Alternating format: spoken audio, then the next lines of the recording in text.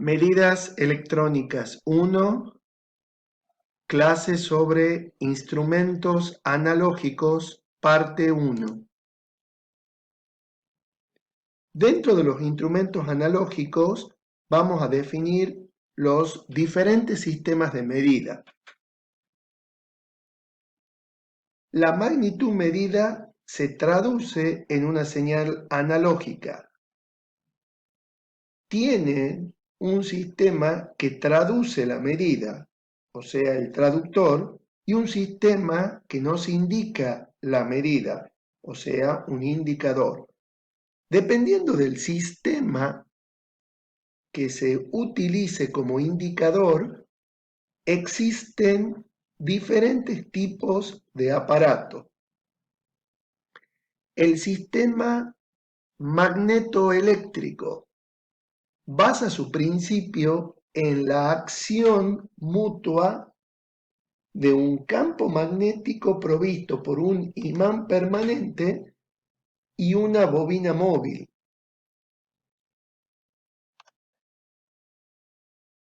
El sistema electromagnético basa su principio en la acción mutua de dos campos magnéticos de una bobina fija y un núcleo móvil.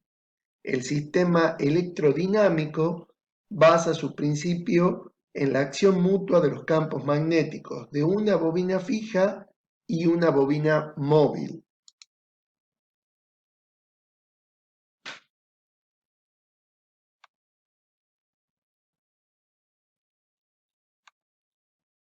Sistema de inducción. Está formado por un electroimán atravesado por una corriente alterna que da lugar a un campo magnético variable. En el entrehierro del imán tiene un disco de aluminio que va acoplado a la aguja indicadora y que es móvil. En dicho disco se originan corrientes de Foucault que dan lugar a un campo magnético opuesto al del imán, deteniéndose la aguja en una determinada posición de la escala. Se usa para amperímetros y voltímetros de corriente alterna. Sistema electrostático. El instrumento cuyo funcionamiento basa su principio en la atracción o repulsión de electrodos que transportan cargas eléctricas. En otras palabras, el instrumento que utiliza el campo eléctrico estático para producir el par de desviación se conoce como instrumento electrostático. El mismo se utiliza para medir un voltaje alto y bajo y también la potencia del circuito dado. Por último, tenemos el sistema electrotérmico. Este basa su principio en la conversión de la energía calorífica producida por una corriente eléctrica que circula por un calefactor en energía mecánica, la cual origina el desplazamiento de la aguja indicadora. Este desplazamiento se obtiene aprovechando la deformación, es decir, dilatación o curvatura, de un elemento metálico, debido al calor producido por la corriente que se mide.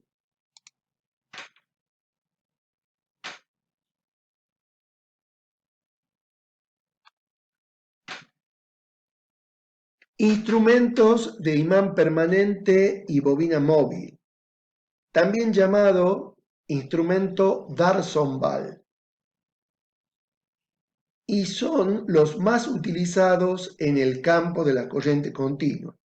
A continuación nos referiremos a ellos como IPBM, es decir, instrumento de imán permanente y bobina móvil. El galvanómetro de D'Arsonval, cuya principal característica es producir la deflexión de una aguja cuando a través de él circula una corriente continua, proporcional a la magnitud de la variable que se está midiendo, basa su acción motriz a la interacción entre el campo magnético de un imán permanente sobre una bobina recorrida por una corriente continua. El instrumento está constituido por un sistema móvil y un sistema fijo, como se observa en la diapositiva. El circuito magnético del equipo constituye el sistema fijo, mientras que el sistema móvil está formado por el cuadro de la bobina, donde circula la corriente eléctrica del circuito exterior, objeto de la medición, y sus extremos están conectados a los resortes antagónicos de bronce ferroso cerrando el circuito.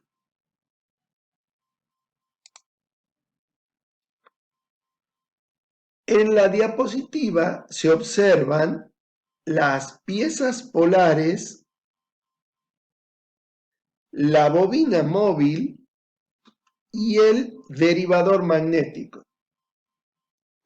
Los lados activos de la bobina, paralelos al eje de rotación, se encuentran en el entrehierro existente entre las expansiones polares de un imán permanente y un tambor cilíndrico. La copla motriz es el resultado de la interacción entre el campo magnético del imán permanente y el que se genera al circular corriente por la bobina. El derivador magnético permite llevar la inducción B a un valor perfectamente determinado a los fines de lograr en la fábrica que con la corriente del alcance la aguja coincida con la última desviación de la escala. También sirve para compensar el eventual debilitamiento del imán a través del tiempo. Si el derivador se aleja, es menor el flujo que por él deriva, aumentando el flujo del entrehierro y restituyéndolo al valor original. Lo expresado anteriormente lo podemos formular matemáticamente recordando, por ejemplo, la regla de la mano derecha utilizada para determinar el sentido de la fuerza en un conductor por el que circula corriente y está sometido a un campo magnético externo. Observen en la expresión matemática que esa fuerza depende de la carga, de la velocidad de B, que sería el campo magnético del imán permanente, y del ángulo que forman el conductor y la fuerza.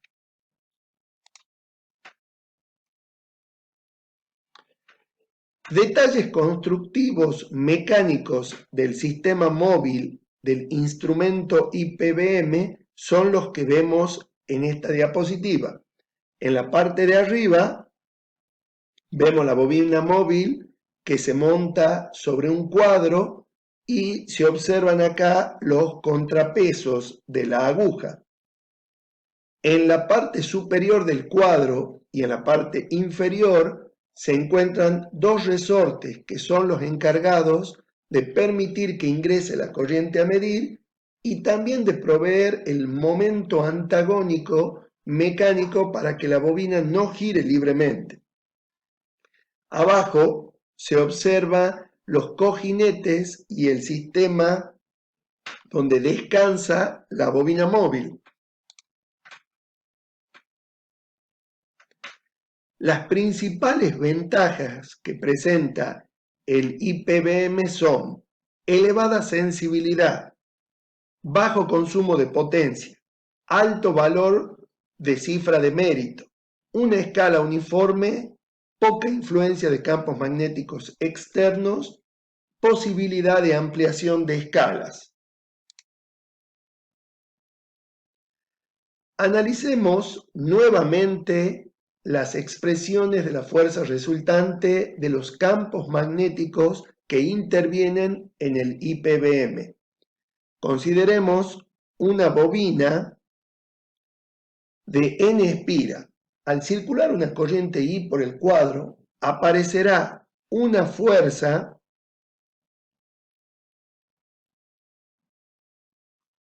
que actúa sobre los lados activos de la bobina.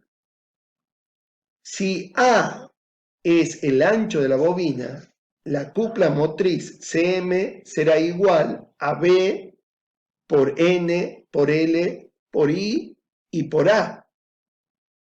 De esta expresión denominamos al producto B, N, L y A como una constante motora G. Algunos libros lo definen como MN o momento motor o cupla motora.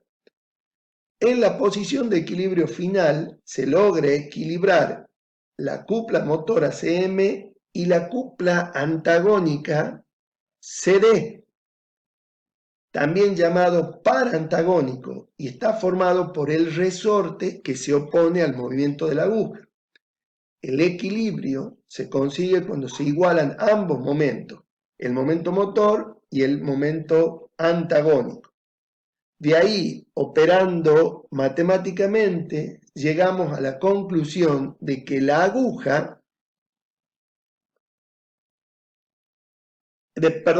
que el ángulo alfa de la aguja es directamente proporcional a la corriente que queremos medir. Este instrumento responde solo a corriente continua. ¿Por qué? ¿Qué sucedería con una corriente alterna? La resistencia de la bobina se incrementa con el aumento de la temperatura. La intensidad del campo magnético y la intensidad del resorte decrecen con el incremento de temperatura. Estos cambios tienden a hacer que la lectura de la aguja sea baja para una corriente determinada con respecto a la intensidad del campo magnético y a la resistencia de la bobina. En cambio, la tensión del resorte tiende a originar una lectura más alta con el incremento de temperatura. Los efectos no son idénticos, por lo tanto, un medidor sin compensación tiende a dar lecturas bajas aproximadamente en 0,2% por grado centígrado.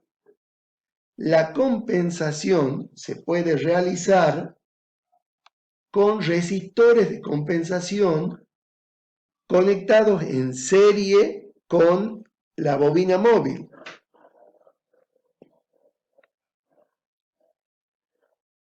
Como se muestra en la diapositiva. La resistencia total de la bobina y el resistor de compensación se incrementan un tanto ligeramente con la temperatura, justo lo necesario para contrarrestar los cambios en el resorte e imán. Así, el efecto neto de la temperatura es cero. Una cancelación más completa de los efectos de temperatura se logra con el esquema que se muestra aquí abajo. Aquí la resistencia del circuito se incrementa ligeramente con un aumento de la temperatura por la presencia de bobina de cobre y del resistor de cobre en paralelo.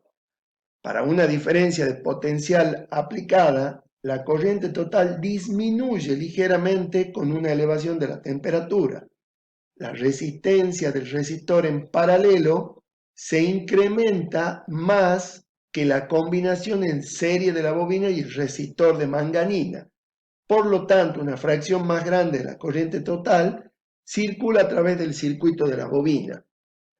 La proporción correcta de las partes de cobre y manganina en el circuito permite la cancelación total de los efectos de temperatura. Escala logarítmica. Para modificar la linealidad de la escala fácilmente, debemos alterar el campo magnético, que es proporcional a la cupla motora en el entrehierro del instrumento.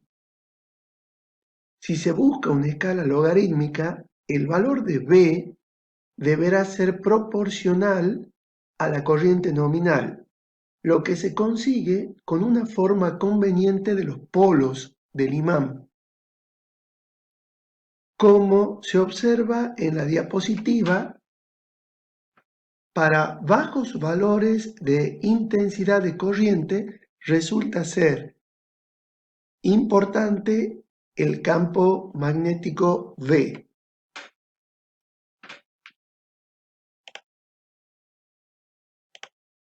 Muchas gracias.